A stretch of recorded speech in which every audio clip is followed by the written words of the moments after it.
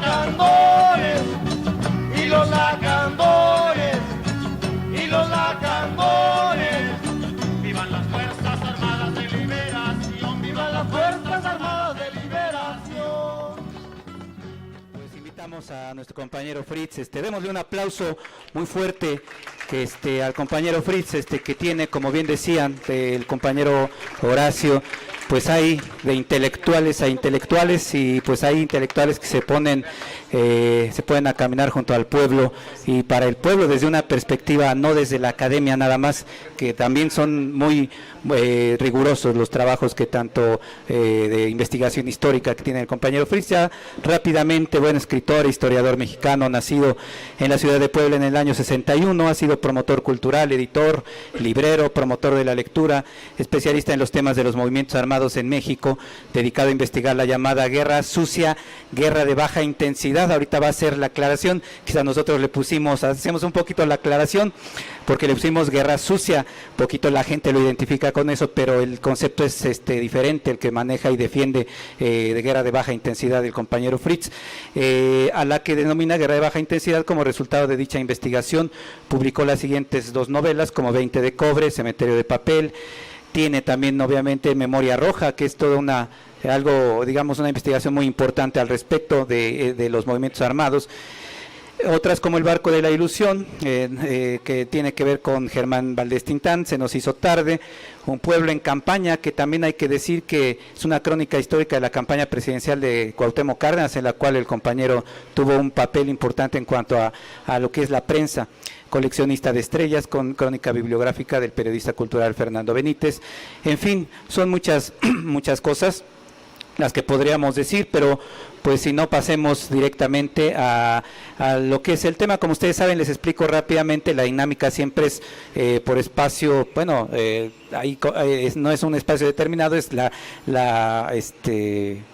la presentación que dan los compañeros y después abrimos una ronda de intervenciones que finalmente es para hacer alguna pregunta, alguna intervención o alguna reflexión para ir enriqueciendo todos este conocimiento y hacer participativo este tipo de espacios. Pues los dejo con el compañero Fritz Glockner. Un aplauso nuevamente.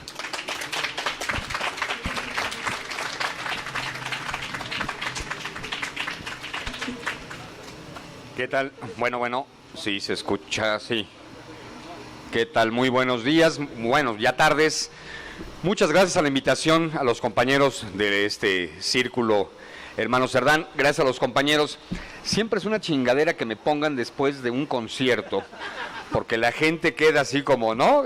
Bailando y aplaudiendo y con el ánimo alto, y de pronto vengo yo a platicar pues historias negras que de pronto no son para bailar ni son para levantar la alegría, aunque también siempre he dicho que sirven de alguna u otra manera para alimentar la indignación y que esta indignación ya se convierta en un tipo de actuación ante una realidad o de intervención ante una realidad que vivimos. Pero bueno, esta invitación agradezco mucho, venimos a platicar o estoy aquí con ustedes para conversar un poco sobre lo que tiene que ver, por un lado, el quehacer histórico y específicamente más aterrizado a lo que tiene que ver con la investigación que llevo aproximadamente 30 años realizando sobre lo que se ha mal llamado como guerra sucia en México durante la década de los años 60 y 70 en nuestro país.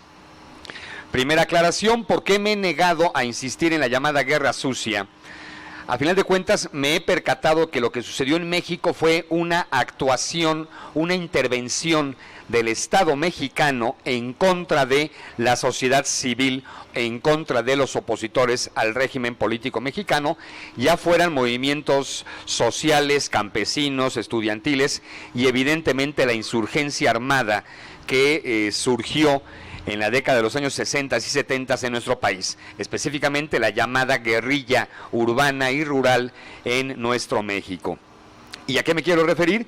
Que toda la estrategia de contraataque, de contrainsurgencia que generó el Estado mexicano no fue una guerra sucia, fue una guerra de baja intensidad, que tiene matices, debido a que guerra sucia pudiera parecer que es únicamente la actuación de una parte del Estado mexicano en contra de algunos sectores sociales, mientras que la guerra de baja intensidad es el actuar de la totalidad del Estado, de todos los tentáculos del Estado actuando en contra de los opositores al régimen político, incluidos evidentemente los medios de comunicación, incluida evidentemente el manejo, la utilización, la manipulación de la información.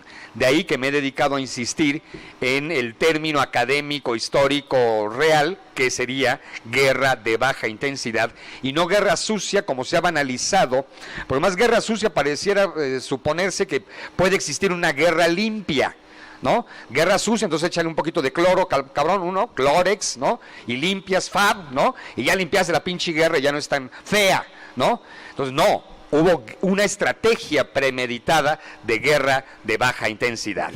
Bien, de ahí la aclaración de que siempre me he dedicado a hacer. Historia. De pronto la historia, evidentemente, como todos sabemos, es esta narrativa que desde chavitos nos enseñaron a aprender, ¿no? Y que el Estado mexicano siempre nos dijo que Benito Juárez era el indígena chingón y que de haber cuidado ovejitas llegó a presidente de la República. Por lo tanto, en este país cualquier cabrón que pueda, que le eche ganas, que le chingue, ¿no? Puede llegar a ser presidente de la República, así si fuera español, criollo, mestizo, indígena, que no había desigualdad en nuestro país.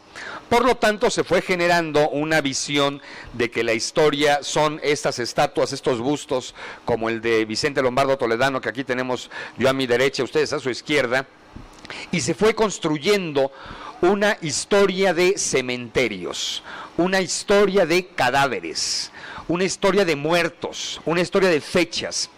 ¿Por qué? Porque evidentemente si generas únicamente historias de bronce, historias de cadáveres, los cadáveres no asustan a nadie, no actúan en el presente.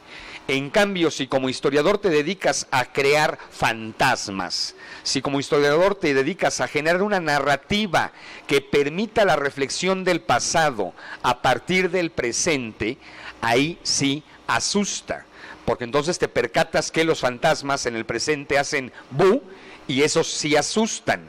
En cambio, los cadáveres, las lápidas, los cementerios, evidentemente no. De ahí el maravilloso control que ejerció el Estado mexicano, sobre todo después del triunfo de la Revolución Mexicana, del discurso ideológico, histórico, político, para justificar evidentemente todo su actuar, llevando por delante evidentemente la madre de todas las batallas, que sería la impunidad. Curiosamente, como todo en la vida de los seres humanos, yo caigo en la historia por situaciones circunstanciales. Sí tenía yo desde escuincle una afición a visitar los museos y me maravillaba que mis padres me llevaran a la casa de los hermanos Cerdán y ver el agujero del cual emergió Aquiles y el culero del capitán Porfirio López dispara sobre su cabeza, y todas estas historias que nos contaban, y bueno, el descubrimiento del convento de Santa Mónica con las monjas ahí encerradas, y el descubrimiento del entonces jefe de la policía de la Ciudad de México, cuyo nombre se me acaba de olvidar, el primer detective de este país, pero bueno, ya me acordaré. Y todas esas historias me fascinaban desde escuincle, pero como todos, cuando llegas a la preparatoria no sabes qué carajo hacer de tu existencia, y la educación de orientación vocacional en nuestro país está del carajo. Entonces te hacen un examen pinchurriento donde no sabes si vas a ser arqueólogo, antropólogo, piloto aviador, actor, o qué chingado va a ser de tu vida. Y voy a confesarles que yo barajé dentro de mis opciones profesionales la de actor, porque pertenecía yo al grupo de teatro de la preparatoria. Barajé la posibilidad de convertirme en ingeniero en bosques. O sea, yo me hacía al lado de Yogi, paseando por los bosques de este país, ¿no? Y evitando los incendios. Yo me imaginé como controlador aéreo, güey, nada más y nada menos, hasta que me di cuenta que el inglés no era así como lo mío, y dije, no, qué hueva ahorita meterme a Harmon Hall para ser controlador aéreo. Y entonces se acababa de inaugurar la carrera de antropología aquí en la entonces y maravillosa Universidad Autónoma de Puebla. Todavía no era benemérita, que me da una hueva que sea benemérita, pero bueno, en ese entonces afortunadamente seguía siendo universidad a secas. Y mi tío Julio, que era de los fundadores de la carrera de antropología, me desanimó. me planteó que estaba muy pinche, a pesar de que él era fundador, y que mejor me metiera yo a historia, que yo ni sabía que existía la carrera de historia en nuestra universidad, que me metiera yo a historia porque ahí había maestros muy chingones. Y ahí va uno de güey haciéndole caso al pinche tío, cosa que agradezco enormemente, y me percaté que la neta era lo mío. Y descubrí que evidentemente la historia es la gran generadora de narrativa en general. Y me percaté, y afortunadamente la historia me dotó de herramientas metodológicas para la investigación, no solamente para escribir historias secas, sino para la propia literatura. Les he de confesar que cada vez que escribo un libro de ficción, mi trabajo de investigación es mucho mayor a mis trabajos históricos, por la simple y sencilla razón de que el trabajo de ficción tengo que convencerlos a través de la verosimilitud, de la narrativa, de la ficción, del texto, de la literatura. Mientras que en los trabajos de historia, con que cites las fuentes, ustedes se van a creer a ciegas que estoy diciendo la neta del planeta. ¿Sí me explico? De ahí que siempre he considerado que evidentemente uno como escritor de ficción tiene que realizar una investigación mucho más amplia para que la verosimilitud no caiga, no decaiga y no se vaya a la chingada tu texto y mucho menos tu lector. De ahí que evidentemente por razones familiares, personales, existenciales, es obvio que abracé el tema de la guerra de baja intensidad desde los primeros años de mi periodo como estudiante en el Colegio de Historia de esta universidad. Pausa dramática que se me está secando el hocico. Ya, termina la pausa. Y entonces, ¿por qué agarro el tema de la guerra de baja intensidad? Supongo que la mayoría de ustedes saben de dónde vengo, el apellido no es así como cualquier López, ¿no? Y supongo que la mayoría de ustedes saben que mi padre, cuando yo soy un escuincle de 9 años, de pronto deja de asistir a casa. No vuelve a aparecer más, un día común y corriente salió disque a trabajar y el muy cabrón nunca más regresa. Y entonces todos suponemos que el muy desgraciado se había ido con su amante, ¿no? Que tal vez la relación entre la esposa y el esposo estaba de la chingada y que entonces nos había abandonado y no supimos de él durante 2 años, 8 meses. Por lo que veo no sabían esta historia porque estoy viendo cara de ¡guau!, ¿no? Le estoy viendo jetas de sorpresa. Bueno, es que esto lo he declarado muchas veces y por eso creí que lo habían investigado a través de Google, ¿no? Porque ahora resulta que el chingón del conocimiento es Google y no los que escribimos, pero bueno. La gracia es que mi padre no aparece en 2 años, 8 meses y después de ese tiempo, gracias a Jacobo Zabludovsky, nos enteramos que la amante de mi padre no se llamaba Leticia, Patricia o Cecilia, sino que se llamaba Utopía. Se llamaba Revolución, debido a que mi padre se había incorporado a uno de los diferentes grupos clandestinos que actuaban en nuestro país llamados guerrilla urbana.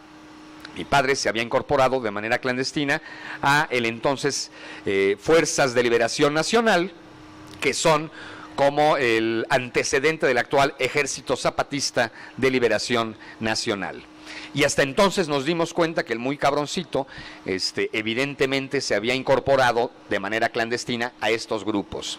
Y entonces el proceso de la familia Glockner Corte se ve inmiscuida en evidentemente las visitas a Lecumberri para ver a mi padre, tiene que ver evidentemente con toda la presión que la familia recibe. Y curiosamente la izquierda de ese entonces, el Partido Comunista Mexicano, le da la espalda a la familia Glockner. Curiosamente quien lleva el caso de mi padre ante Amnistía Internacional no es la izquierda, no son los universitarios de entonces, a pesar de que mi abuelo fue rector de la Universidad Autónoma de Puebla en 1961. Curiosamente los jesuitas son los que empiezan a apoyar la familia porque nos convertimos en los apestados de la izquierda. Ubiquemos que en aquel entonces el propio Partido Comunista tenía ciertos pactos secretos con el Estado mexicano y entonces evidentemente los ultras eran mal vistos por la derecha, por la izquierda, por el centro, por arriba, como Plaza Sésamo, por arriba, por abajo, por un lado, por el otro, eras mal visto por todas partes, cabrón, ¿no? Entonces éramos los apestados de los apestados, güey. Y aquí, curiosamente, gracias a evidentemente el núcleo familiar por un lado y las amistades, aunque no coincidieran ideológicamente con la determinación o con la decisión que había tomado mi padre, o bien, curiosamente, insisto, la Compañía de Jesús, los jesuitas, a pesar de que nunca habíamos procesado el catolicismo, ni íbamos a misa de los curas, curiosamente, por haber estudiado, o estábamos estudiando, mi hermano Napoleón y yo en el Instituto Oriente, ellos de inmediato se abocan a apoyar el proceso de todo lo que tenía que ver enfrentar la prisión del padre, las represiones en la cárcel, la tortura, bla, bla, bla, bla, bla. No pongan cara de tragedia, tenía yo 12 años, pero viví muy bien, ¿eh? No crean que padecí gran cosa. Bueno, sí padecimos un chingo, pues, pero no hay pedo, pues, ¿no? No es para que pongan cara de tragedia. La gracia es que a partir de entonces... yo a los 12 años conozco Lecumberri. Yo no soy católico, pero me queda clarísimo que el infierno sí existe, cabrón.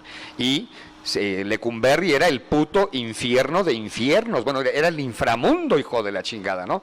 La gracia es que evidentemente a los 12 años quieres explicarte qué chingado está pasando aquí, a pesar de que, obvio, había yo recibido una serie de lecturas debido a mi abuelo Julio Glogner o a través de mi propio padre hasta los 10 años, 9 años antes de que se largara de guerrillero, o mis hermanos mayores.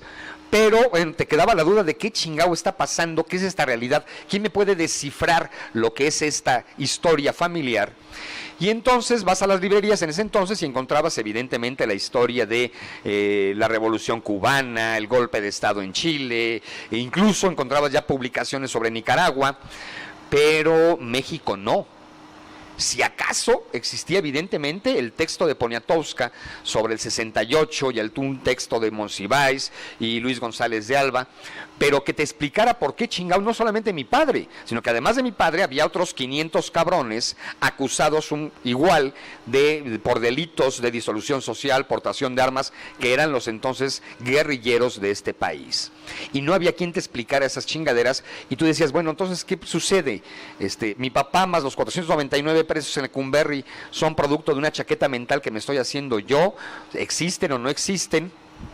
Y es por eso que evidentemente desde los primeros años de la universidad incursiono en investigar el famoso tema de la mal llamada guerra sucia, que siempre insisto es guerra de baja intensidad, o bien, para hablar claro, la historia de las guerrillas en México.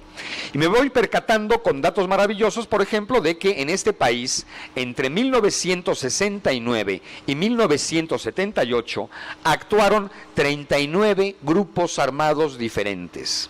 Y me voy encontrando con joyas históricas, como por ejemplo, ustedes habrán escuchado que existieron los famosos vuelos de la muerte en Argentina, ¿no? Pues déjenme decirles que el país latinoamericano que estrena esa práctica no es Argentina, no es Colombia, no es Panamá, no es Venezuela, no es Nicaragua o cualquier otro país centro y sudamericano que padeciera una dictadura militar. Curiosamente es febrero de 1972 en las costas de Guerrero, México, donde se inauguran en América Latina los llamados vuelos de la muerte. O sea, el primer lugar, el primer país donde se practica un vuelo de la muerte es México, gobernado supuestamente por un civil y no por las fuerzas militares. Otro dato maravilloso que les puedo ofrecer es, otra numeralia, digamos, es que el primer desaparecido político no sucede en Chile, no sucede en Brasil, no sucede en Colombia, sucede en nuestro país en agosto de 1969, también en el estado de Guerrero. O sea, somos pioneros, somos el primer lugar, llevamos el primer lugar, ¿no?, en prácticas de represión y de tortura, aun cuando se suponía, repito, que nuestro país era gobernado por civiles y no estaba siendo sometido a una dictadura militar como en el resto de América y Sudamérica. Sí, carnal, ¿ya quieres empezar la ronda de preguntas y respuestas? ¿Te quieres adelantar? ¿Quieres cortar el programa o qué chingao? ¿Mandé? Ah, muy buena pregunta, pues si no sabíamos. Como todos dijeron que sí, carnal, tú no dijiste que no. Vuelos de la muerte es cuando el ejército sube a civiles acusados de opositores al régimen y los avientan muchas veces vivos con piedras en los pies para que evidentemente mueran ahogados en el mar, en los océanos. Esos son los famosos vuelos de la muerte. En ocasiones eran cadáveres, en ocasiones eran personas, o siguen siendo personas vivas, que son aventadas desde el aire hacia el mar. Que se hizo el escándalo cuando se descubrió esta práctica que se ejerció en Argentina a partir del 73, pero curiosamente un año antes México había inaugurado este tipo de práctica de represión, ¿ok? Y ese es el motivo por el cual evidentemente empiezo a incursionar en este tema escabroso, tema donde ha predominado evidentemente la desinformación, la inexistencia histórica, porque una parte de la estrategia de guerra de baja intensidad es ocultar las chingaderas que hace el ejército en tanto la propia represión. Y curiosamente aquí fue la literatura el primer género que empezó a abrir brecha en tanto lo que tenía que ver con la divulgación de esta historia de nuestro país. Otra pausa dramática, de favor. Es Salvador Castañeda con su novela ¿Por qué no lo dijiste todo? Premio Grijalbo 1981, el primero que empieza a contar la situación de la guerrilla en México. Y de ahí viene evidentemente la maravillosa novela de Carlos Montemayor, Guerra en el Paraíso. Y de ahí surge otra novela, evidentemente escrita por un intelectual orgánico como es Héctor Aguilar Camín, con su novela Guerra de Galio. Y de ahí viene otra novela de un lamehuevos del sistema actualmente, Irales, con su novela La Guerra de los Justos, que es sobre la Liga Comunista 23 de septiembre. Y en su momento yo con mi investigación publico una novela que se llama 20 de cobre, que es mi primera novela y que precisamente platico un poco lo que les acabo de narrar sobre la situación familiar y lo que padece una familia cuando el padre optó por irse a un movimiento clandestino armado. De ahí la investigación continuó con la intención de escribir la historia de la guerrilla en México. Y de pronto nace, digamos, mi segundo hijo bastardo sobre el tema, que sería Cementerio de Papel, que igual se comentó hace un rato, que es una novela que tiene que ver con este proceso cuando en el 2002 Vicente Fox abre los archivos de la extinta Dirección Federal de Seguridad. La DFS, que para los jóvenes no sabrán qué carajo fue la DFS, la DFS fue la policía política inaugurada en 1947 por el entonces presidente Miguel Alemán y que pretendía que fuera algo así como el FBI mexicano, a la mexicana, y que duró del 47 al 85, cuando se comprobó los nexos entre la DFS y el entonces la incipiente industria del narcotráfico mexicano. Debido a que Caro Quintero, por ejemplo, cuando fue detenido, portaba una charola de la Dirección Federal de Seguridad. Y la DFS era la policía política, la policía secreta, que si te detenían en la calle y te sacaban la charola de agente de la DFS, sabías que habías chingado a tu madre total y absolutamente, que te podían desaparecer, torturar, digo, los más avesados en edad, supongo que estarán de acuerdo con lo que estoy diciendo, ¿no? La DFS era la policía del Estado mexicano con la capacidad legal anticonstitucional de que chingaras a tu madre, en pocas palabras, ¿me explico? Y precisamente todo historiador teníamos el anhelo de conocer los chingados archivos de la policía política, evidentemente. Cuando mi padre cae preso, por supuesto que estuvo en manos del entonces director de la DFS, torturándolo, Miguel Nazararo, y evidentemente en manos del famosísimo... no me digas que se me va a olvidar el nombre, Gutiérrez Barrios, ¿no? Se me iba a olvidar, cabrón, nada más faltaba. Fernando Gutiérrez Barrios, ¿no? Que sería el gran torturador de este país. Paréntesis, ubiquemos que en los años 60 y 70 México recibe al exilio latinoamericano, chilenos, argentinos, guatemaltecos, que huyen de las dictaduras militares de aquellos países. Y curiosamente, quien tiene que recibirlos es Fernando Gutiérrez Barrios, el gran torturador mexicano. Pero ante el exilio, Gutiérrez Barrios se convirtió en el salvador de ellos. De ahí que el 30 de octubre del año 2000, cuando muere Fernando Gutiérrez Barrios, En la revista Proceso de esa semana, último día de octubre del 2000, los exiliados chilenos y argentinos publican en Proceso un desplegado otorgando las condolencias a la familia de Gutiérrez Barrios por la muerte de tan distinguido mexicano. Evidentemente monté en cólera y a la semana siguiente escribí una carta en Proceso mentándole la madre a todos los chilenos y a todos los argentinos, incluida la viuda de Allende e incluida la famosa Isabel Allende, escritora latinoamericana muy reconocida, planteándoles qué sentirían ellos si cuando mueran los torturadores argentinos, uruguayos, los mexicanos, escribiéramos una carta dando las condolencias y hablando muy bien de aquellas personas, reconociendo sin duda que ellos habían salvado la vida gracias a la intervención del gobierno represor mexicano, pero que eso no tenía que ver con que desconocieran las muertes que cargaban en sus espaldas torturadores como Fernando Gutiérrez Barrios, quien por cierto también fue íntimo amigo del comandante Fidel Castro Ruz, porque evidentemente Fidel Castro de alguna manera también salvó la vida cuando fue detenido en México, y quien lo liberó terminó siendo Fernando Gutiérrez Barrios por intervención, como sabemos todos, por el expresidente Lázaro Cárdenas. Ya pinche paréntesis, se fue casi toda la conferencia, cierro el paréntesis. La gracia es que todos teníamos ganas de hurgar en los archivos de la Policía Secreta, la Dirección Federal de Seguridad.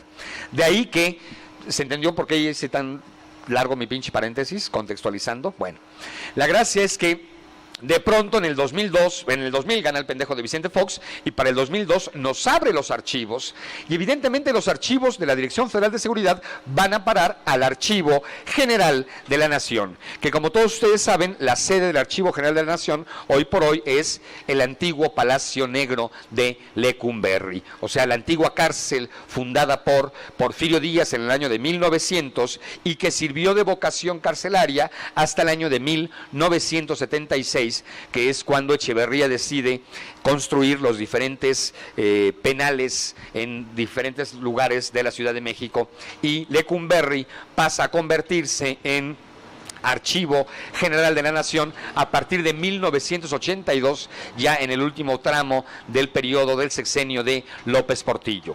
Hasta entonces no teníamos un lugar específico donde se guardara la memoria histórica de nuestro país.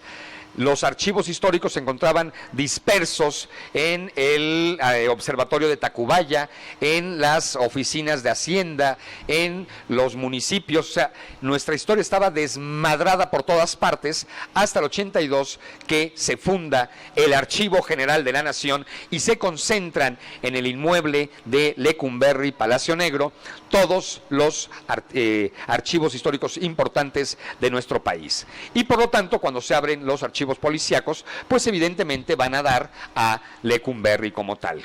Y entonces en el 2003, que voy a hurgar en los archivos policíacos de la DFS para mis investigaciones, evidentemente me percato que estoy transitando las mismas calles de 37, 38 años atrás, cuando el ADO me dejaba en la parada de la Tapo, que todavía no se había construido, todavía no se fundaba la central de autobuses, y caminábamos mi madre y yo las 3 cuadras que separan a la terminal de autobuses de Lecumberri.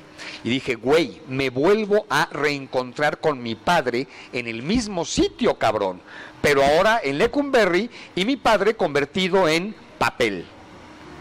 Y que subo de inmediato a ver al director histórico del Archivo General de la Nación para decirle, oye, qué poca madre tienen, culeros.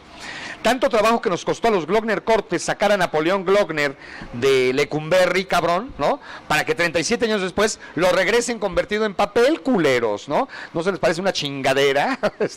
Y no solamente a Napoleón, sino a todos los que hubieran estado detenidos en Lecumberri, regresaron, que eran aproximadamente 3 millones de mexicanos, regresaron a través de los informes de la Dirección Federal de Seguridad. Y entonces fue maravilloso hurgar esos documentos, porque a partir de ahí muchos historiadores o muchos periodistas empezaron a suponer que ahí, en esos archivos policíacos, se encontraba la verdad histórica. planteando que las declaraciones de los detenidos o los informes de la policía eran la verdad histórica, sin cuestionar mínimamente esos papeles. Como historiadores siempre tienes que someter a prueba tus documentos, tus fuentes, cosa que muy pocos historiadores hacen. Incluso aquí criticaría yo al maravilloso periodista de su momento, Julio Scherer García, porque en su libro Los Patriotas comete unos pinches errores tan garrafales como incluso plantear que Lucio Cabañas murió el 2 de noviembre de 1974, cuando Lucio Cabañas murió el 2 de diciembre, no el 2 de noviembre. Es un error tan pendejo como eso. Pero bueno, pinche Julito ya murió, ¿verdad? No voy a andar hablando mal de los muertos, pero sí criticando su pinche obra, como en su momento evidentemente se lo dije en vivo y a todo color. Pero bueno, la gracia es que la gente empezó a suponer que esos archivos eran la verdad histórica y no cuestionaban nada de lo que ahí se decía como fuente primaria. Y entonces les preguntas, a ver, pendejos, estas declaraciones de los detenidos fueron extraídas bajo tortura. Por lo tanto, si tienes unos cables colocados en tus genitales y le están subiendo de decibel a la corriente eléctrica y te preguntan si eres Superman, ¿qué carajo vas a contestar? Que eres Superman, Supergirl, Superboy, Supercan y Juan del carajo, ¿estás de acuerdo? Pero ya bájale a la pinche electricidad, ¿me explico? Por lo tanto, hay que saber hacerle las preguntas correctas a los documentos para no irte con la finta a nivel histórico. Si estoy escribiendo la batalla del 5 de mayo de 1862 y veo y me encuentro con el primer telegrama del general Zaragoza que a las 5 de la mañana plantea que está a punto de voltear los cañones del cerro de Loreto y Guadalupe en contra de la ciudad de Puebla porque los poblanos han sido unos culeros que no han querido, pues son, incluyéndome, soy poblano, no crean que lo digo así como despectivamente, ustedes pinches poblanos culeros, no, somos, claro, aunque el Glockner no había llegado a Puebla todavía, porque llegó en el 72, por eso podría yo decir son, ¿no? Todavía no era yo poblano, ni mis antepasados, pero bueno, la gracia es que si me quedo con ese pinche telegrama, diría yo que pinche Zaragoza odiaba a los poblanos. ¿Qué pasa? Que a las 4 de la tarde el mismo general Zaragoza manda otro telegrama diciendo que los poblanos somos unos chingones, que habíamos apoyado poca madre la defensa, ¿no? Entonces, evidentemente son telegramas que tienen que ver con el momento histórico, porque la historia es de humanos, cabrón. Y tenemos intenciones, ideología, actitudes y pasiones donde estamos dejando un testimonio en las fuentes primarias. De ahí que el historiador no puede creer a pie juntillas en lo que está escrito. La letra impresa sí puede tener variaciones, deformaciones, ideología, por supuesto, intenciones políticas, intereses, hasta sexuales, cabrón, ¿no? Recuerden aquella anécdota de cómo el desfile de entrada del ejército trigarante a la Ciudad de México fue desviado supuestamente para que pasara enfrente de la casa de la Güera Rodríguez, ¿no? O sea, también intereses sexuales, ¿estamos de acuerdo? No solamente ideológicos, políticos ni religiosos, sino hasta del sexo también. Bien, en esa lógica, pues, es como siempre he planteado que el quehacer del historiador tiene que tener mucha cautela. Y en dado caso, cuando generas a tus personajes como fantasmas para que asusten en el presente, insisto, en esa lógica, las fuentes tienen que tener un cuestionamiento previo de tu parte. En mi caso, al investigar sobre la guerra sucia, la guerra de baja intensidad, insisto, ¿a qué me enfrentaba yo? Por un lado, el silencio del Estado mexicano negando todos los hechos. Por otro lado, la clandestinidad y la secrecía y el secreto de los grupos clandestinos, que evidentemente no querían contar sus historias. Cada vez que intentaba yo entrevistar a un exguerrillero, pues evidentemente tenía pedos con su memoria para platicarte y abrirte y regalarte su memoria. Afortunadamente, por el apellido que traigo y por ser hijo de quien fui, evidentemente el 99.9% de a los que les pedí entrevista me la concedieron. Tercero, la información hemerográfica, por ejemplo. Imagínense lo que el Excelsior, el Heraldo o el propio Universal refleja en los años 60 y 70 sobre la actuación de los guerrilleros en México, ¿no? De rateros, culeros, robavacas, no los bajan. O en contraparte, imagínense la revista ¿Por qué?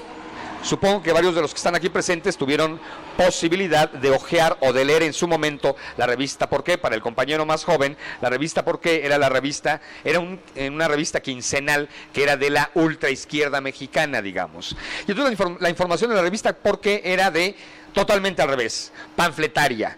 La sangre de nuestros mártires guerrilleros, el compañero Pablo, que fue asesinado en Lecumberri, dices, no mames, cabrón, como historiador no puedo irme ni con el panfleto, evidentemente, ni con la de información denigrando y totalmente desinformando a la población. Entonces tienes que tamizar ambas informaciones, ¿me explico? No puedes irte con la idea de A o de B en ninguna de las fuentes hemerográficas cuando quieres rescatar los datos de la guerrilla mexicana. Por ejemplo, otro ejemplo maravilloso. Alguien en Guadalajara me dice, tienes que entrevistar a tal compañero que era del MAR. El MAR era el famoso grupo armado Movimiento de Acción Revolucionaria, MAR, que fue el único grupo guerrillero en México que sí recibió entrenamiento en el extranjero, específicamente en Corea del Norte.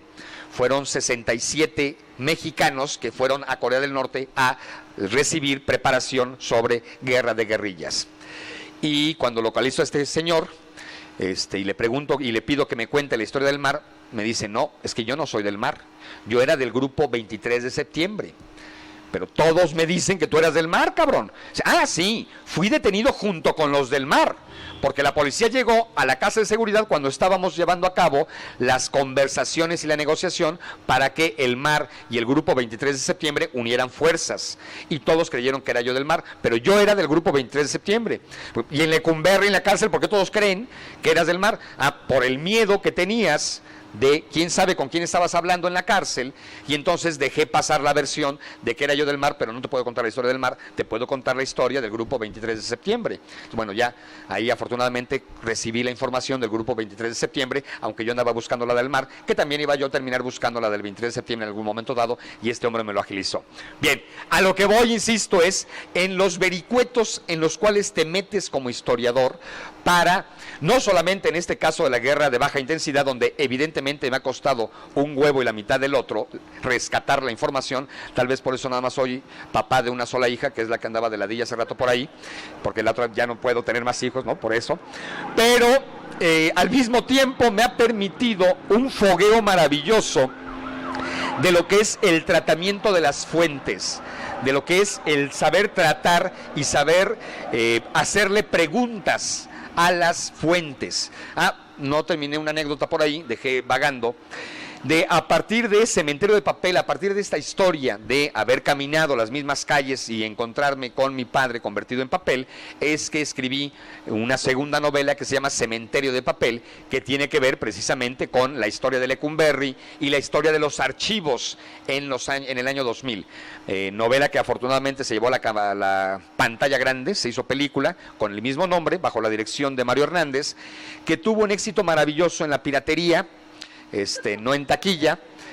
Pueden ir todavía, creo, con sus piratas de confianza para que les vendan Cementerio de Papel. Eso no le hace ninguna gracia al pinche productor, a Mario, que el director, y a mí nos hacía un chingo de gracia porque afortunadamente se veía la película.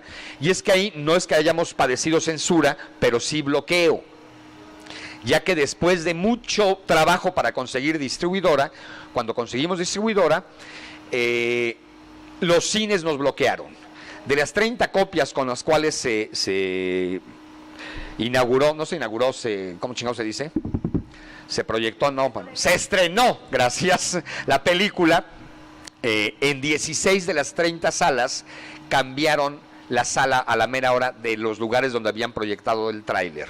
Entonces, si Cinépolis Plaza Universidad en la Ciudad de México había dicho que ahí se iba a inaugurar Cementerio de Papel el viernes 8 de febrero del 2009, llegó ese viernes y dijeron, no, se cambió a Cinépolis Cuicuilco, güey, ¿no? Aquí estamos proyectando Rocky 18.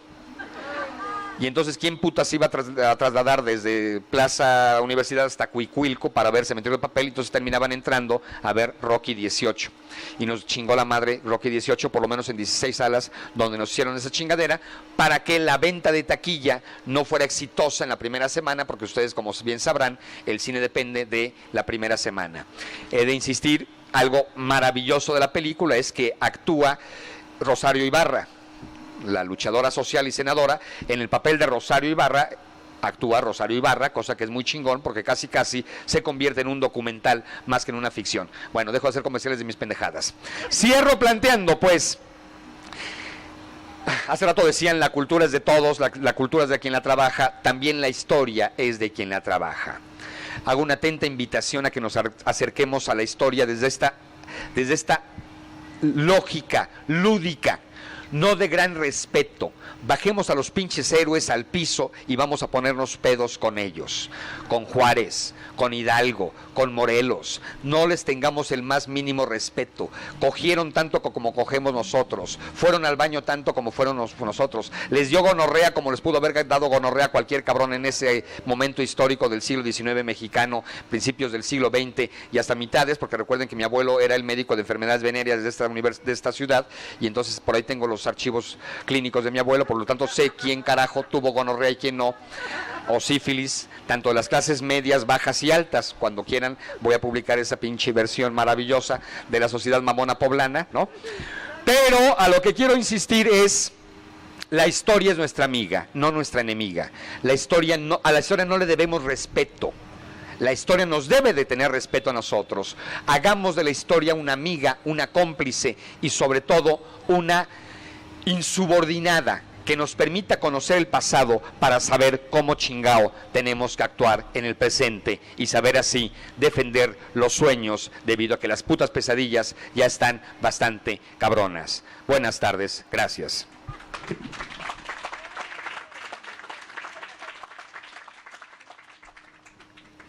Bueno, vamos a agradecemos obviamente esta parte de la principalmente de la exposición. Bueno, vamos a abrir una ronda de preguntas.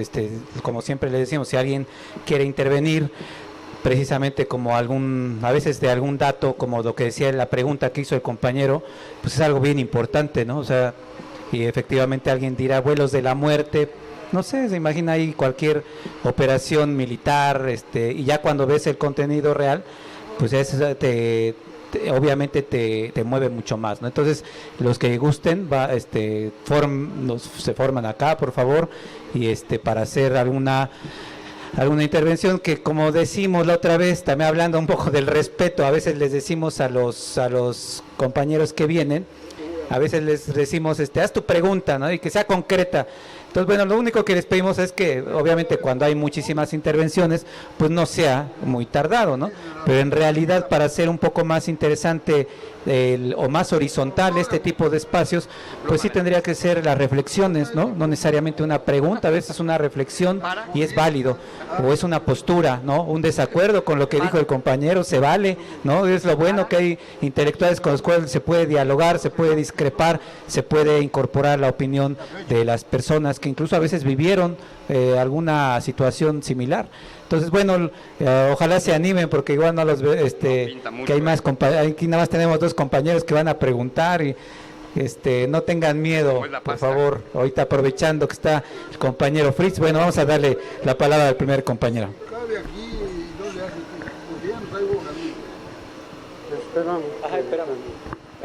¿Ninguna? Bueno, lo que está haciendo creo que están firmando el compañero. Hacemos los comerciales pertinentes. Nuevamente ahí está la mesa de las tazas, los libros, las revistas del Chamuco. Créanos que es importante difundir. El Chamuco está pasando por problemas también un poco financieros debido a la crisis y debido a las piedras que siempre se le ponen a los medios que son independientes y que son una parte de la crítica social.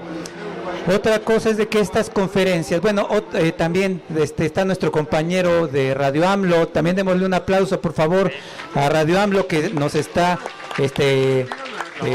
siempre apoyando. Bueno, a veces nos retransmite, pero de todos modos obviamente es muy valioso, porque aunque ustedes no lo crean, a veces la gente llega acá y dice, ay, pero debíamos ser más, ¿no? Bueno, pues obviamente debíamos ser más, ojalá lo pudiéramos hacer en el Zócalo, ¿no? Pero al final de cuentas, lo que no saben es que, por ejemplo, ahí Radio AMLO hemos tenido en un día de visitas, 25,000 visitas, por ejemplo, ¿no? De 20,000, 30,000, en algunos temas hemos llegado hasta 40,000 10,000 visitas, entonces eso es algo importante. Este modelo de buzón ciudadano es eso, o sea, no nada más creamos que nuestra fuerza está acá, esto aprovechando las redes, pues obviamente las ideas van rebotando, y es algo bien interesante y bien importante, como lo que han hecho los compañeros de la Brigada Paralela de Libertad, los del buzón ciudadano en México. Entonces, bueno, por ese lado, y otro comercial es de que busquen estas conferencias, está nuestro canal de YouTube, que se llama Círculo de Reflexión Puebla, y pueden para el martes o miércoles, ya esta conferencia está subida, la pueden volver a revisar, a disfrutar y a compartir, sobre todo también por Facebook. Bueno, está Círculo de Reflexión de Hermanos Cerdán. Entonces se trata de eso, ¿no? De que no estamos aislados en realidad. A veces pareciera, o nos vamos con la finta de que no, somos bien poquitos, ojalá fuéramos 1,500. Bueno, pues a lo mejor ahorita hay más de 10,000 visitas ya tranquilamente, o 15,000, ¿no? Pero bueno, eso vamos a pasar así a las preguntas, porque estaba un poco ocupado el compañero. Ya se desocupó, y me gustaría que me escuchara y que me sacara de 2 dudas que tengo. Primero, no había tenido en persona conocer al gran Fritz Glockner. Ahora la tengo y la verdad me ha impactado la manera de cómo hace un trabajo verdaderamente honesto, verdaderamente pesado, verdaderamente fuerte. ¿Y por qué lo digo? Yo, por razones, compañero, ya ellos creo que saben mi historia, pero a usted le digo que en los 70, por razones de trabajo, estuve en el estado de Guerrero y conocí lo que entonces fue la llamada Guerra Sucia, y casi estuve a punto de formar parte de los vuelos nocturnos, pero afortunadamente no estábamos incursionados en ello.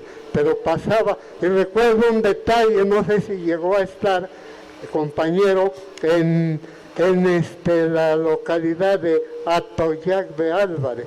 Atoyac de Álvarez era el centro de concentración de toda la gente del municipio, por lo menos de Atoyac, que lo bajaban de la sierra y lo llevaban a un corral como de borregos o de animales, y estaba lleno el corral a las 10, 11 o 12 de la noche, estaba lleno, y cabían aproximadamente, no sabría calcular, pero me decían que de 2,000 a 3,000 gente estaba lleno. Yo, por las razones de mi trabajo, tenía yo libertad de pasar y todo, no tenía problema, y alcancé a ver esa desgracia. Y entonces, al amanecer, que salía yo hacia la sierra, me quedaba en Atoyac, algo me sorprendió mucho, que ese corral lleno de gente, a las 7, 6 de la mañana estaba vacío. ¿Qué pasó? Lo regresaron, ¿qué pasó? Algo, y muchísima relación. Después alguien me contó algunas cosas. No tengo pinta de historiador y bueno, las tengo por ahí guardadas, pero lo que pasaba era eso, que en la noche muchísima gente era llevada por el vuelo de la muerte hacia el mar, y caían como piedrecillas, y ahí se perdía la historia.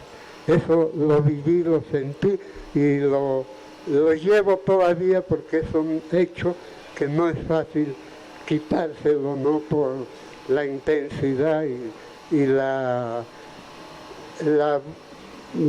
grave de lo que el ser humano puede hacer y del que tiene que poder. El que tiene el poder se vuelve una bestia sin sentimientos. Eso es lo que le quería comentar. Si llegó a estar allí en Atoyac, pues seguramente hubo riqueza de información, de esa que usted buscaba. Y la otra, que decirle a este amigo que yo tuve la fortuna de conocer, de convivir con Julio Glockner, pero en ese entonces lo de ser disidente, luchar por esto, aquello, yo tenía un objetivo, ser médico. y me entregué a eso, a estudiar, y uno de los grandes maestros que tuve se llamó Julio Glob. Y recuerdo que decía mucho e insistía, y se le veía de izquierda, se le veía de rojo de aquí a 2 kilómetros. El hombre manejaba y decía, cuando le decían los periódicos de García Balseca que era rojillo, y decía en el Zócalo a grito abierto, no soy rojillo, soy rojo. Y la crítica del injerto de ciclista y general no me hace mella. De eso le digo y le informo, para que escriban bien en el Sol de Puebla, no soy rojillo, soy rojo. Y así sus ideas, todo nos enseñó lo que acabas de decir, que era el médico de las enfermedades venéreas, nos enseñó a usar, sin ser todavía terminado la carrera, el salvarsan contra la sífilis, que en ese entonces estaba de moda. No sé si siga, obviamente debió de ser, eran sales medio salvajes, pero curaban aparentemente. Así que me siento muy ligado, muy comprometido con estas cosas que ustedes hicieron, con lo que nos heredó Julio Glockner, el gran maestro, médico, mi respeto, y ahora con todos ustedes y con el hombre, luchador, honesto y todo. Así que adelante es lo que quiero mencionar. Y solamente quiero decir, si tuvo acceso a Toyago o por ahí le faltó algo, porque hay mucho escrito de eso, ¿no? Muchas gracias.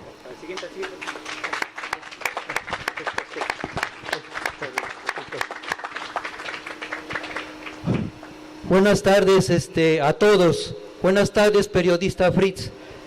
Mi pregunta es, Richard Nixon apoyó al gobierno de Echeverría para vencer a la guerrilla de Lucio Cabañas y así Nixon compensar sus derrotas en Vietnam y sus triunfos en México. Primera pregunta. Una tercera pregunta. Pero no, se me va a olvidar, carnal. Bueno, entonces las dos primeras. Soy medio pendejo. Perdón. Nada más medio. En efecto, sí, soy de los historiadores que supone que una de las fuentes son los lugares. Por lo tanto, siempre he intentado, cuando estoy escribiendo un libro, una novela o un libro de historia, utilizo como fuente también los espacios. Y me gusta ir a los espacios donde fue la historia, donde se suscitó el evento.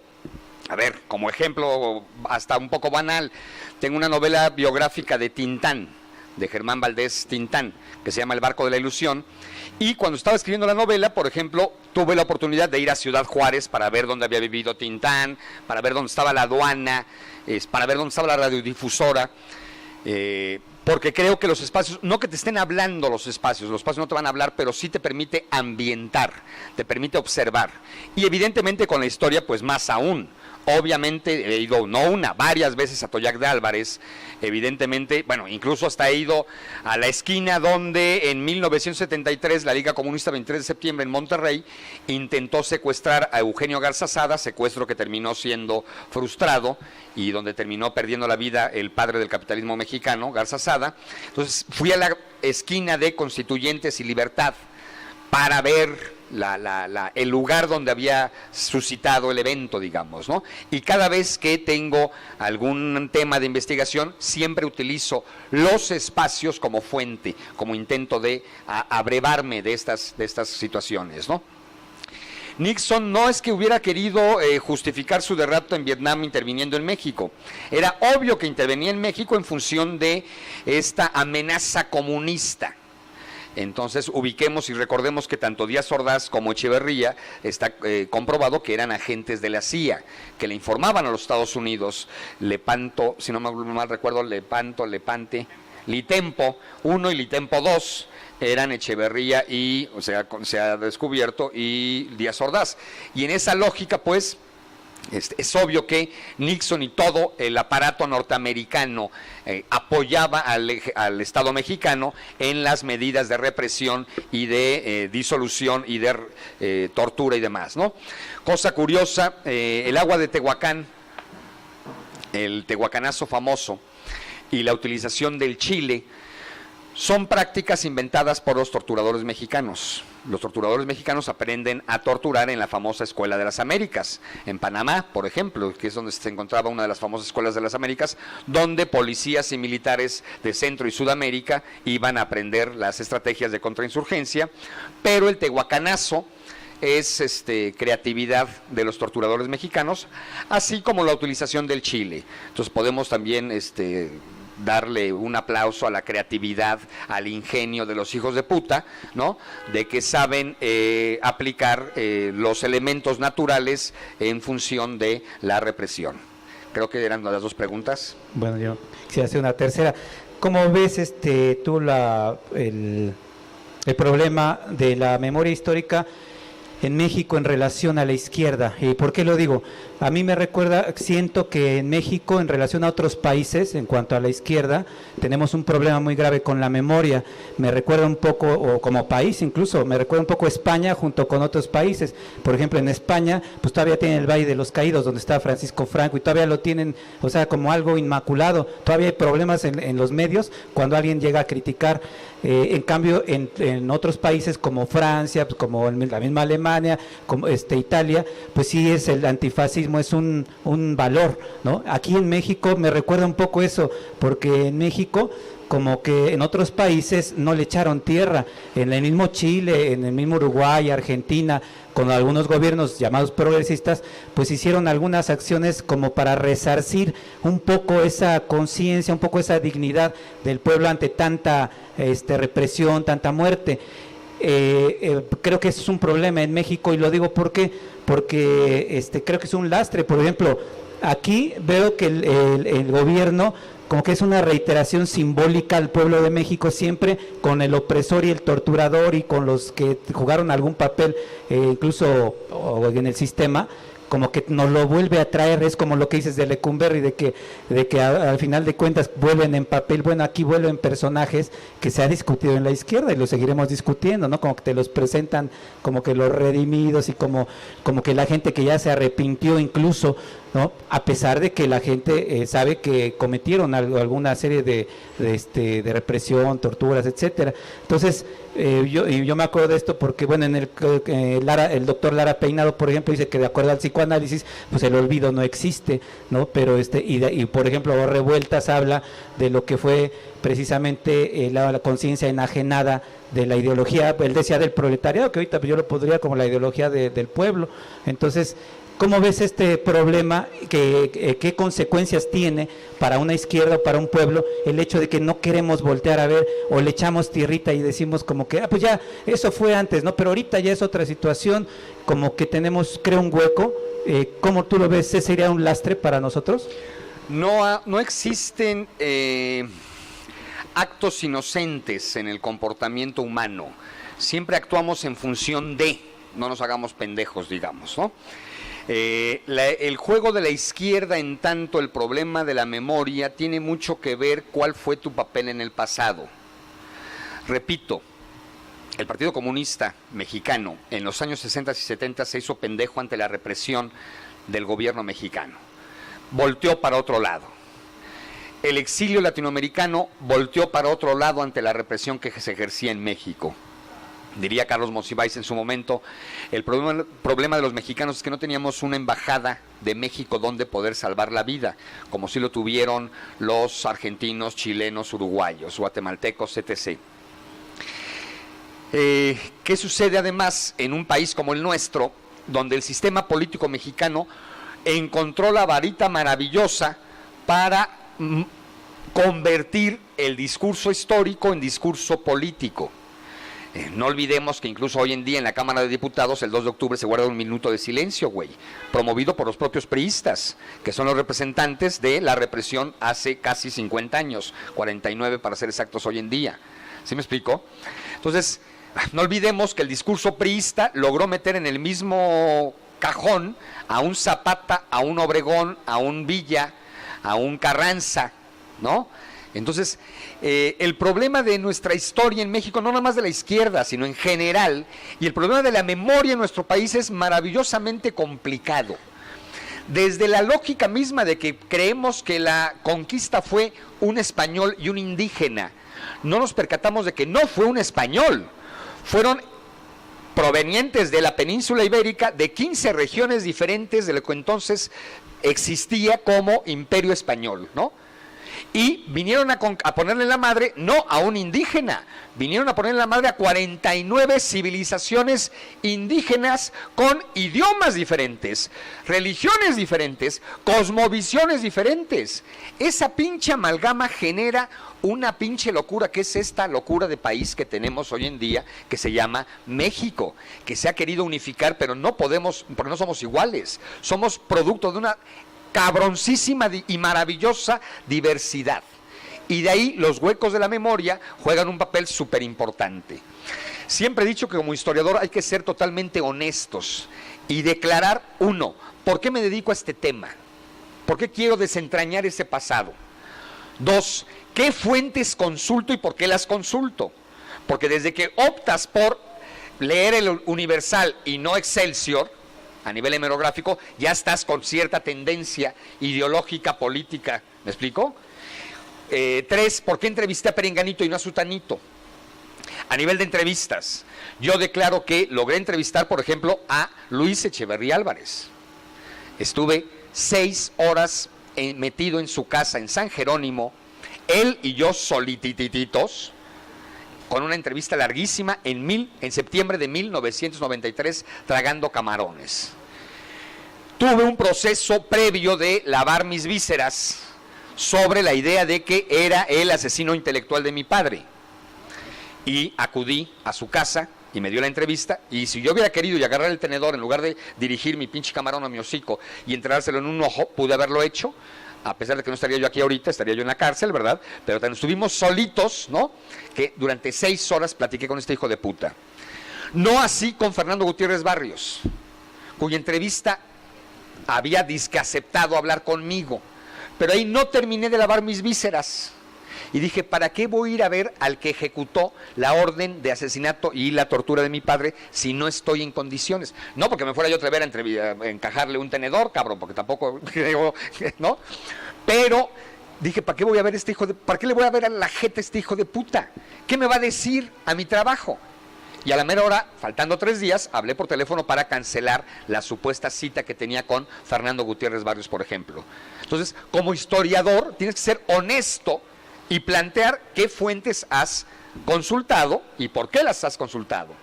Y el problema de la memoria, evidentemente, es un problema no solamente de México, y los casos que pusiste vienen en todas partes, porque la memoria no deja de ser esta maravillosa puta que podemos moldear. Nosotros mismos, ¿cuántas ocasiones no hemos moldeado nuestra propia memoria según nuestra propia conveniencia y nuestros propios intereses? ¿Me explico? Con el compañero Andrés Manuel, a lo mejor no cae muy bien lo que voy a decir. Voto por Andrés, es obvio que soy Andrés Manuelista, pero Andrés no ha tocado el tema de los desaparecidos políticos de las décadas de los años 60 y 70. No es un tema que le haya interesado. Y alguna reunión que tuvimos el colectivo Nacidos en la Tempestad con Andrés, no nos escuchó, de que son heridas abiertas en este país que no se han resarcido. ¿Me explico? Punto. No le ha interesado a Andrés tocar el tema, a pesar de que una de sus asesoras más cercanas en las 2 campañas anteriores fue Rosario Ibarra, pero no tocó el tema y no se ha involucrado en este tema en específico. Curiosamente, más el pendejo de Vicente Fox a nivel panfletario, pero terminó creando una pendeja fiscalía que sirvió para pura madre, ¿no? Pero a nivel panfletario, el pendejo de Fox sí, supuestamente, tuvo que ver con el evento de los desaparecidos en la década de los años 60 y 70. ¿Sí me explico? Y Andrés Manuel ni siquiera ha tocado el tema. Recuerden cómo abrió el debate en el año 2000 Vicente Fox, el segundo debate, llamando al voto útil a través de Rosario Ibarra, sea, Vicente Fox no era pendejo. Él sí tocaba ciertos puntos neurálgicos de la propia izquierda, ¿me explico? Entonces, la actividad de la memoria, en tanto la izquierda o la derecha, es tan maravillosamente prostituible como nosotros mismos muchas veces hemos prostituido nuestra memoria. No nos hagamos pendejos a nosotros mismos.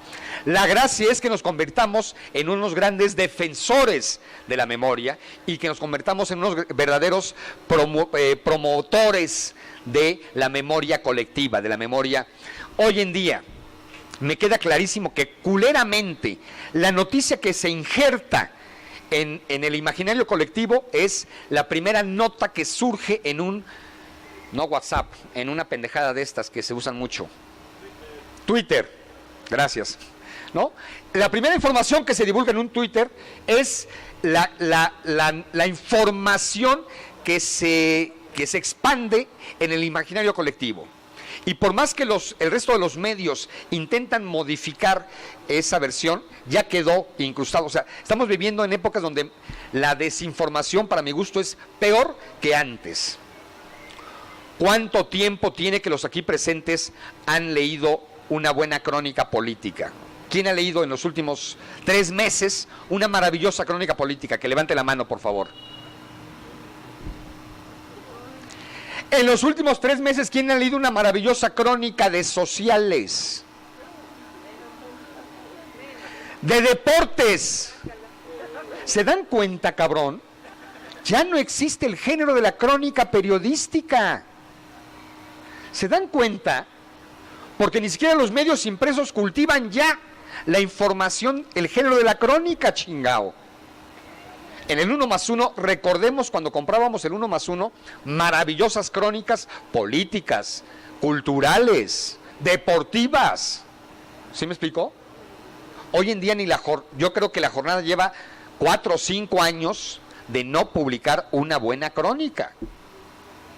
Perdón, ya me fui a otras partes, pero bueno, sí, creo que sí respondí a pesar de mis paréntesis tan alargados. Por eso suspendí en su momento la plática, porque sabía yo que mis respuestas iban a ser con muchos pinches paréntesis.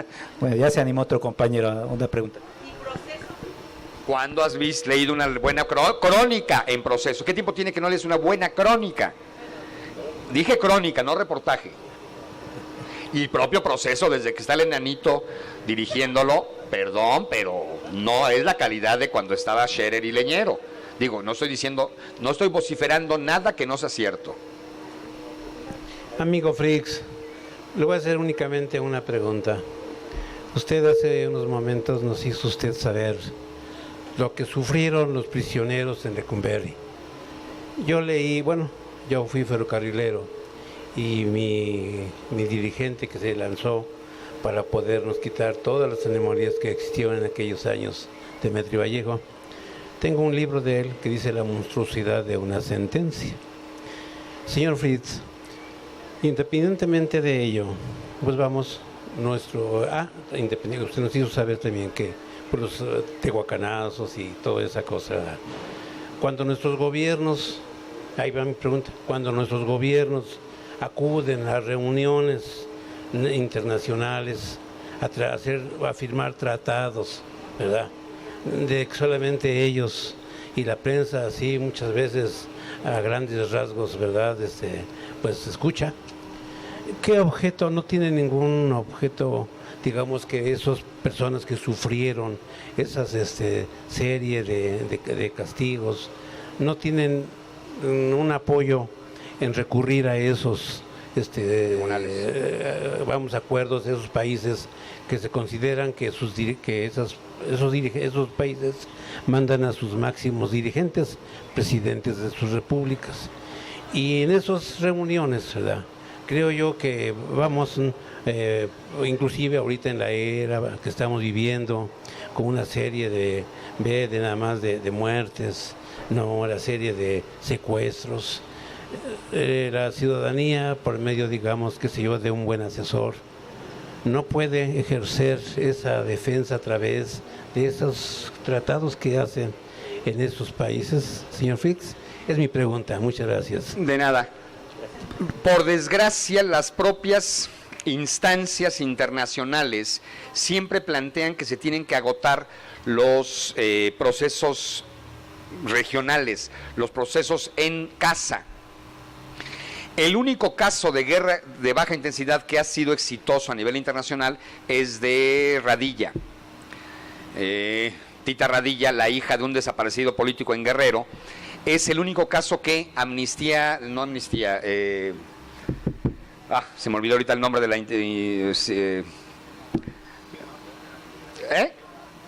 No, Human Rights, no. Chingado. Bueno, de la instancia internacional, sí, de derechos humanos, aceptó el caso luego de la Comisión Interamericana de Derechos Humanos es la única que ha podido llevar el caso del desaparecido político, debido a que primero se tienen que agotar las instancias locales. Y si el gobierno mexicano está recibiendo una denuncia de sus propias violaciones, recordemos la maravillosa pendejada que sucedió en el 2003, cuando Rosario Ibarra recibió en su casa el citatorio a nombre de su hijo para que su hijo desaparecido fuera a comparecer sobre el caso de su propia desaparición. ¿Se acuerdan de ese maravilloso caso? Somos el único país mamonamente ridículo, no voy a decir surrealista como dicen muchos, porque el surrealismo es una estética maravillosa, güey, ¿no? Somos el único país ridículo donde la autoridad manda citar al desaparecido para que venga a comparecer sobre su caso de desaparición. ¡No mames!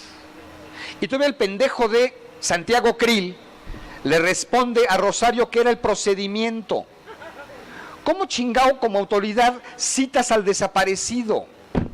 ¿En dónde chingaos había visto ese procedimiento? Qué maravillosas están nuestras leyes, donde hay un artículo que dice que venga a comparecer el desaparecido ante mi autoridad, que estoy acusada de haberte desaparecido. ¿Sí me explico? Parece trabalenguas de Chespirito, güey. Es eso, es como broma estúpida de Eugenio Derbez, ¿no? Bueno, por eso las instancias internacionales no han podido documentar las chingaderas que suceden en México, porque México, a pesar de que firma convenios internacionales, evidentemente el doble discurso es el que pondera, obviamente. Y por eso seguimos en la impunidad y en la indefensión. A ver, otra pregunta. Bueno, es intervención y pregunta. La primera es acerca de, mencionaste que no sabías a qué dedicarte cuando estabas jovenzuelo, y hay una forma, podría ser para que la Secretaría de Educación Pública lo pusiese, pero como institución pésimo, que los maestros llevasen el libro de vida de cada alumno. El libro de vida de cada alumno dice cuáles son sus cualidades, cuáles son sus intenciones, sus defectos del muchacho, cuáles son sus habilidades. Y en el libro de vida de cada alumno van llevando el maestro desde el jardín de niños hasta la etapa en la que debe decidir qué es lo que va a estudiar. Y el libro de vida lo lleva cada niño, es decir, lo lleva el maestro, pero cada niño es el que se queda con él para que lo prosigan los maestros y no pierde el tiempo y no haya deserción y sepan qué cosa es lo que van a estudiar los muchachos. O sea, eso sería una... Mi inquietud reside en... todo ahora sí hablando en plata, majaderamente, pues, o ¿cómo se diga? No ¿Cómo existe, tú lo hablas? No, sí. no, yo no hablo otro idioma que no sea el español, ¿eh? Bueno, no mamen. manteniendo... Las malas palabras no existen, güeyes. Son las intenciones. Claro, bueno. Los oídos castos, perdón, si alguien tiene oídos castos, No, carajo, no. ni mi hija que tiene 5 años tiene oídos castos maravillosamente y sabe aplicar perfectamente el verbo chingar, como todo mexicano Claro. lo debe de aplicar. Perdóname, querida, no hay malas palabras, no jodas. Bueno, no jodo a nadie, pero después de estas chingaderas, ahora sí, que nos hace el pinche maldito gobierno. todas estas jodideces y todas estas destrucciones en todos los niveles, porque estamos ahora sí que jodidamente hasta a nivel alimentario, tú lo sabes bien, a nivel médico, a nivel social, a nivel político, en todo, divididos y totalmente desintegrados, enfermados, y con mucho sentido porque pues lo están haciendo, el Códex Alimentarios ahí está, tantas cosas, y en el campo, toda la destrucción que están haciendo. ¿Cuál sería para ti el modo de que todos los mexicanos que están despertemos? O sea, ¿cómo podrías decir, ¿sabes qué, mexicano? Porque pues nos deja nada más el voto, por ejemplo, pero el voto en un sistema neoliberal destructivo, que no nos da mayor, más que seguro va a ser fraude en 2018. Entonces, ¿qué podrías hacer, o sea, en tu pensamiento racional, y qué podríamos hacer, qué podrías pensar para poder decir, ¿sabes qué, mexicano? Nos están chingando la madre de todo a todo y tú no te das cuenta. Te están enfermando, no solo físicamente, sino mentalmente, culturalmente, en todo. Y lo peor es que los jóvenes, pues sí, están ahí con su WhatsApp o con sus online, y también en la inconsciencia. Acabo de hojear un libro de la Secretaría de Educación Pública. Mario Marín Torres está detrás de esto, ahí decía Mario Marín, donde el vampirismo, el zombismo, todas estas porquerías que comentamos, a Mel Gibson, el destructor de la historia de los mayas, o sea, toda esa película es una asquerosidad, es mentira. Entonces, ¿cómo podríamos hacer? ¿Qué podrías decirnos para que, no solo decirnos a nosotros, sino decirle a la gente común que no está involucrada, porque cree que la política está fuera, nada más es ir a votar? Política es caminar por las calles, alguien tuvo que hacer todo esto, los coches, todo esto es política, pero no se ha interesado y no se ha dado cuenta cabal de que los que nos están chingando la madre son los mega empresarios con sus megaproyectos de asesinato y muerte, y coludidos con los falsos gobiernos que hemos tenido. Gracias. No acostumbro dar recetas porque no soy Chepina Peralta. Ni me gusta tirar línea porque no me considero gurú, ¿no? Suelto pendejadas, más bien. A ver, hay un proceso que se llama educación sentimental, que muy pocas veces atendemos. Considero educación sentimental a aquel proceso inconsciente y consciente del cual todos abrevamos a partir de experiencias, lecturas, que no tiene que ver dentro de la llamada educación formal. La educación formal evidentemente se implanta en la familia primero, ¿no? Que es la que te da los llamados valores, te enseñan a hablar cuando eres pequeño, a caminar, guau. Y la educación formal cuando institucionalmente te inscriben a una escuela para que te eduques, para que aprendas, Y la educación sentimental es toda aquella experiencia que tiene que ver con ideología. Ideología es una palabra que ya no utilizamos. Y la ideología existe en todas partes. Pareciera que, como ya decimos sociedad civil y no decimos pueblo, también ya no decimos ideología, cabrón, y es algo obvio. Todos tenemos ideología, chingao, ¿no? Bueno, lo ideológico, lo religioso, los hábitos, el medio ambiente alimentan esa llamada educación sentimental, la cual ha estado maravillosamente conducida a través de la educación formal y a través de los medios de comunicación para que el mexicano acepte resignadamente los madrazos. Cuando decimos los españoles vinieron y nos impusieron una religión, imagínense el putazo psicológico, ideológico y existencial que fue para los indígenas fundar sobre la pirámide de Cholula una iglesia, güey. No lo hicieron los españoles, la mano de obra no fue española, no mamen. ¿Me explico? Fueron los propios indígenas obligados por los españoles para construir encima de su ciclo mágico, de su ciclo sagrado, de su pirámide, un símbolo de otra religión. Yo creo que como que desde ahí veo una educación sentimental de resignación de parte del mexicano, que hasta que no te toca en sangre propia no actúas. Si mi padre no se hubiera ido de guerrillero, yo sería un maravilloso pequeño burgués como lo era antes de que mi padre fuera de guerrillero. Quiero avisarles que 9 meses antes de que mi padre fuera de guerrillero yo estaba en Disneylandia persiguiendo a Campanita, que fue mi primer amor platónico, con la cual primero tuve erecciones, fue Campanita, ¿no? ¿Por qué estoy contando esas intimidades, cabrón? Pero bueno.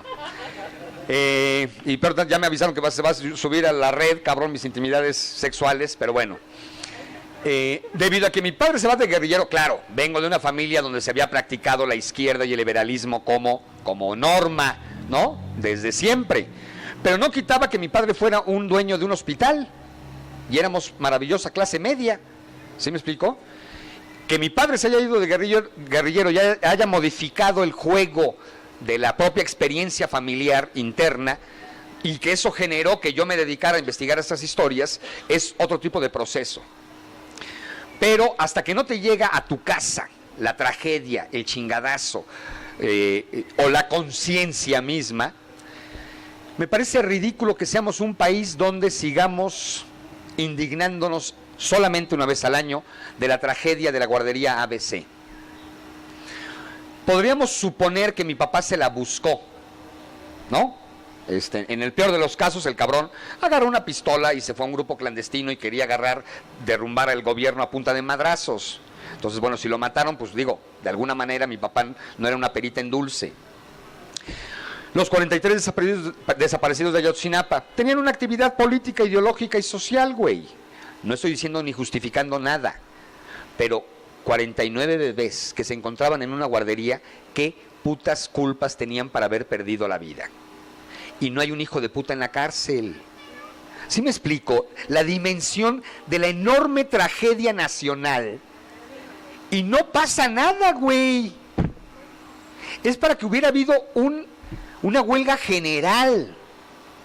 Y estuviera en la cárcel una serie de hijos de puta funcionarios que por acción u omisión fueron los responsables de esa culerísima tragedia. O sea, es de no saberse. ¿Sí me explico? Y no estoy diciendo que las otras chingaderas no tengan un valor enorme. Ridículo que desaparezcan 43 cabrones. Digo, es así como, güey, está considerado como el mayor acto de desaparición forzada en la historia de la humanidad, el caso Ayotzinapa.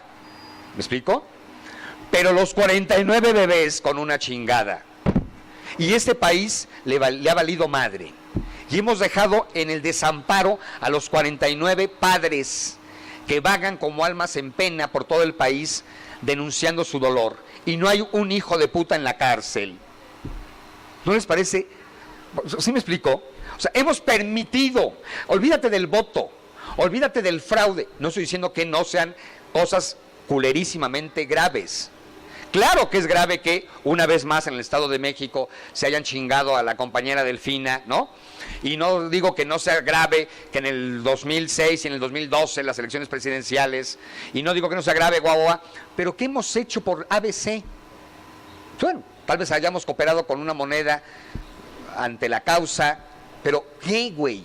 Tal vez hemos puesto 28,000 veces like ante una denuncia y... ¿por qué no el país se fue a la huelga general?